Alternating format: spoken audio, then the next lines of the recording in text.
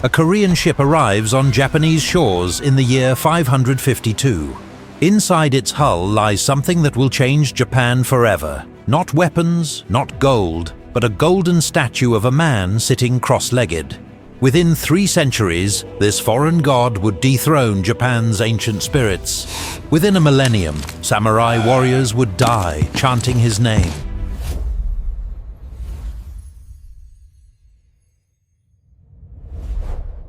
Before we dive into Buddhism's arrival, you need to understand what Japan believed before any foreign religion showed up. Imagine a world where every mountain has a spirit, every river holds a god, and your ancestors are literally watching you from the other side. That was Shinto, Japan's indigenous belief system. Shinto wasn't organized like Western religions. No holy books, no supreme deity handing down commandments. Instead, millions of kami, spirits inhabiting everything from thunderstorms to kitchen stoves. Your job as a Japanese person: keep these spirits happy through rituals, maintain purity, and don't piss off your dead relatives.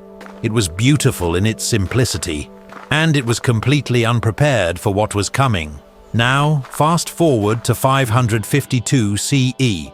The king of Baekje, one of Korea's 3 kingdoms, had a problem.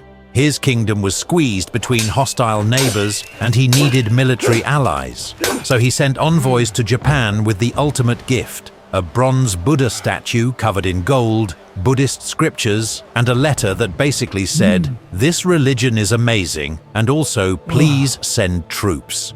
Emperor Kinmei gathered his advisors. The debate that followed would echo through centuries. The Soga clan, a powerful family with international ambitions, saw opportunity.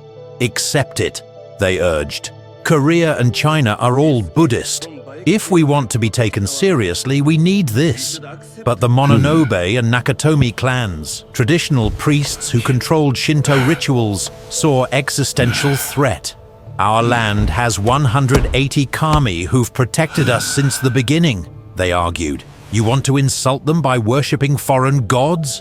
The emperor played it safe, gave the Buddha statue to the Soga clan for private worship. Then disaster struck. A plague swept through the capital. The traditionalists pounced. "See? The kami are angry." They threw the Buddha statue into a canal and burned the temple the Sogas had built. Round 1. Buddhism loses. But here's where it gets interesting. Religions don't die from one defeat. They evolve, adapt, wait for their moment. And Buddhism's moment came with a change in power. Enter Prince Shotoku, and before you click away thinking this is boring history, understand this. Shotoku was essentially Steve Jobs meets the Pope. He didn't just import Buddhism, he rebranded Japan itself. Born in 574, Shotoku grew up during civil war. The Soga clan had violently seized power, and Japan was fragmenting. By his 20s, Shotoku was regent, effectively running the country, and he had a radical vision: transform Japan from a collection of warring clans into a centralized state. His secret weapon? Buddhist philosophy. Think about Japan's position. China's Sui dynasty was reunifying after centuries of chaos, building spectacular cities and crushing anyone who opposed them.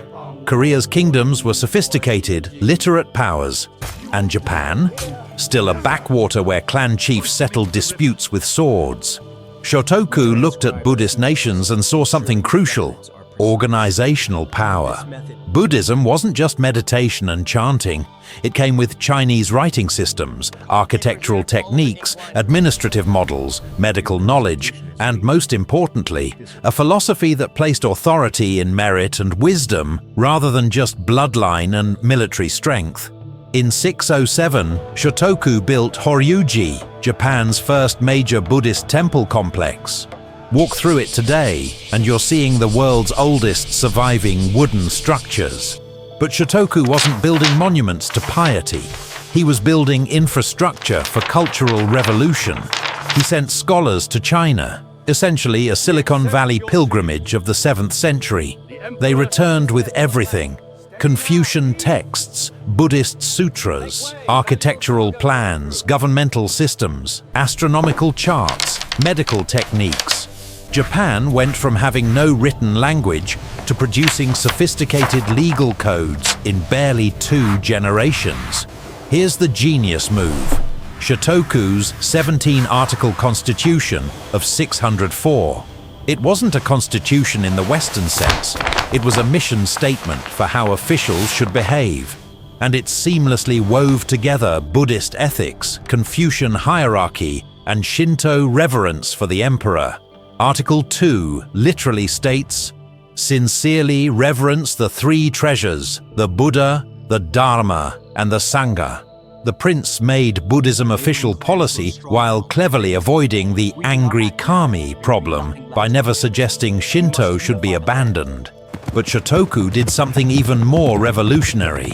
He sent a letter to the Chinese emperor that began, "The emperor of the land where the sun rises sends a letter to the emperor of the land where the sun sets." The Chinese were furious. Who was this barbarian upstart claiming equal status? But Shotoku's message was clear. Japan wouldn't be a vassal state. It would take Buddhist civilization on its own terms, adapt it, and create something new. When Shotoku died in 622, Buddhism had transformed from a foreign curiosity into the backbone of Japanese statecraft. But the real explosion was still to come. By the 700s, Japan had gone full Buddhist. And I mean spectacularly, extravagantly, bankruptingly Buddhist. Emperor Shomu, ruling in the mid-70s, faced a crisis. Smallpox epidemics were killing thousands. Rebellions threatened the government. Natural disasters seemed constant. His solution? Build the biggest Buddha statue anyone had ever seen. The Todaiji Temple's Great Buddha, 16 meters tall, made from 437 tons of bronze and plated with gold. The construction consumed most of Japan's bronze and nearly bankrupted the treasury. Thousands of laborers worked for years. When it was finally consecrated in 752, it was visible proof that Japan had become a Buddhist nation. But here's what's fascinating. Why did it work? Why did Japanese people embrace this foreign religion? The secret was syncretism, religious fusion. Buddhist monks made a brilliant argument. The kami aren't competitors to Buddha. They're actually manifestations of Buddhist deities, protecting the Dharma in Japan. Shinto gods became Buddhist protectors. Buddhist bodhisattvas became Japanese kami. You could worship at a Shinto shrine in the morning and a Buddhist temple in the afternoon without any contradiction. This wasn't theological confusion. It was genius marketing. Buddhism never demanded you abandon your ancestors or insult the spirits. It offered something additional: salvation, philosophy, art, medicine, and social welfare. Buddhist temples became medieval service centers. Monks performed funerals, something Shinto priests avoided because death was considered polluting. They offered medical care. They taught literacy. They provided disaster relief. If you were a medieval Japanese person, Buddhism wasn't abstract philosophy. It was the institution that helped when your kid got sick or your crops failed. But success bred problems. By the late 700s, Buddhist institutions had become too powerful. Temples owned vast estates.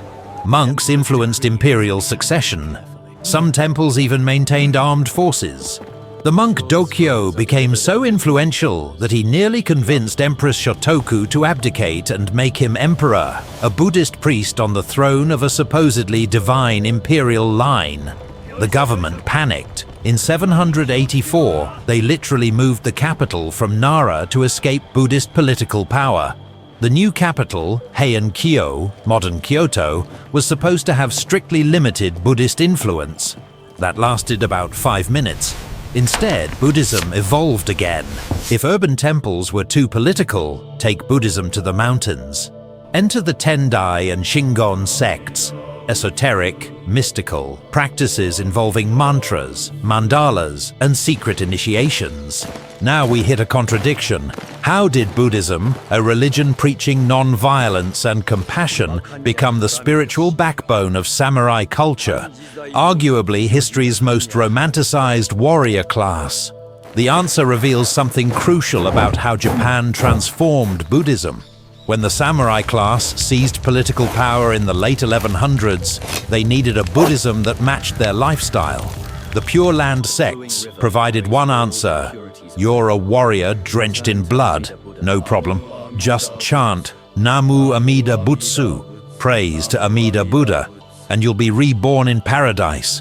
Simple faith, no complex philosophy needed. But the real game changer was Zen, imported from China in the 11th to 12th centuries. Zen stripped Buddhism to its core: direct experience over scripture, discipline over ritual, finding enlightenment in everyday action. To samurai, Zen was perfect. Meditation training provided mental discipline useful in battle. The Zen concept of Mushin, no mind, taught warriors to act without hesitation or fear. Suddenly, swordsmanship became a path to enlightenment. Tea ceremony became meditation. Every action could be spiritual practice. This wasn't the Buddhism that arrived from Korea in 552. Original Buddhism taught that all life is suffering, attachment causes suffering, and the goal is to escape the cycle of rebirth. Japanese Buddhism said, life is suffering, but you can find enlightenment through perfect action in this world. Warrior, farmer, artist, your occupation becomes your practice. The ultimate expression? Samurai performing seppuku, ritual suicide, while chanting Buddhist verses. They transformed even death into aesthetic practice, writing poems about cherry blossoms and the transience of life. Buddhism gave them a vocabulary for honor, transience, and beauty in destruction. Then Christianity arrived, and Buddhism faced its first real existential threat. Portuguese traders and Jesuit missionaries landed in the 1540s, and Christianity spread rapidly. Firearms and Jesus came together. Some warlords converted partially for access to trade, partially because Christianity's monotheism matched their desires for absolute authority. When Tokugawa Ieyasu unified Japan in 1600, establishing a shogunate that would last 250 years, he faced a dilemma. Christianity threatened social order with its talk of a higher authority than the shogun. His solution was brilliant and brutal. He made Buddhism mandatory. Every Japanese family had to register with a Buddhist temple. Temples became government census offices and surveillance systems. Want to prove you're not a Christian? Show your Buddhist temple registration. This should have been Buddhism's golden age, state-enforced monopoly on religion. Instead, it nearly killed Buddhism's spiritual vitality. Temples became bureaucratic offices. Monks became government clerks. Buddhism was everywhere and mattered nowhere. Then came the Meiji Restoration of 1868, and everything flipped again. The new government, desperate to modernize and compete with Western powers, promoted state Shinto as a nationalist ideology. The slogan, Haibutsu Kishaku, abolish Buddhism and destroy Shakyamuni, echoed across the country. For a few terrifying years, Buddhism faced extinction. Temples were destroyed, temple lands confiscated. Monks were forced to marry or return to lay life. Priceless art was burned or sold to foreign collectors, which is why major museums in Boston and New York have spectacular Japanese Buddhist art collections. Buddhism survived through yet another adaptation, modernization. Buddhist intellectuals argued their religion was actually rational, scientific, compatible with Western philosophy. They emphasized meditation's psychological benefits, Buddhism's this-worldly focus, its lack of superstition compared to Christianity. If you made it this far, you're clearly into deep dives on history that actually matters. Hit that subscribe button because we're just getting started. Next up, we're exploring how Christianity conquered Rome. And trust me, that story is even more brutal than you think. Drop a comment and tell me, what other religious transformations should we cover? And if this blew your mind, smash that like button. It genuinely helps us make more content like this.